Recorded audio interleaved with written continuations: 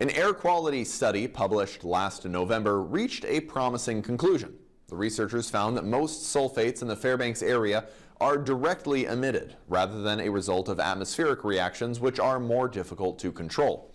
Sulfates, a type of air pollutant, contribute to particulate matter of 2.5 microns or fewer, also known as PM 2.5.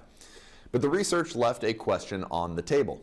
Would lowering direct sulfate emissions also decrease sulfates that are a product of chemical reactions in the air? Well, it doesn't look like it. Reporter Patrick Gilchrist has more. In 2022, the state of Alaska mandated that the Fairbanks North Scarborough non-attainment area switch from number 2 to number 1 heating oil, which has lower sulfur content. The reason? Mainly an intent to decrease sulfates in the air. Scientists estimate those sulfur-derived particles account for 15 to 25% of wintertime PM 2.5 mass in Fairbanks. But a study published on September 4th in the journal Science Advances suggests that cutting back on those emissions could be trickier than anticipated. Reducing pollution here in Fairbanks is going to be more difficult than just reducing primary emissions of things like sulfate.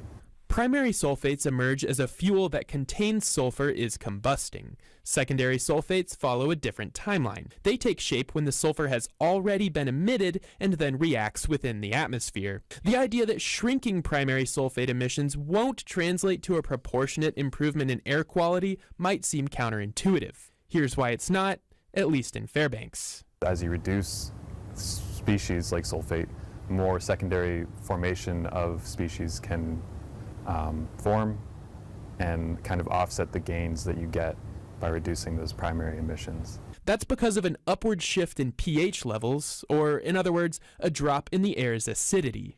The main thing that makes Fairbanks special is that it's so cold. And those frigid temperatures allow small water droplets in the air to maintain a higher pH. Plus, ammonium is also floating around in the Fairbanks air, waiting to take advantage. If you reduce sulfate, you have higher ammonia, and which leads to higher pH. But the reactions that form secondary sulfate and hydroxymethane sulfonate, another air pollutant which is also called HMS, favor that less acidic environment. And so those will react faster and create more sulfate and HMS. It's a new discovery, and Campbell says the findings could transfer to other cold climate communities across the globe.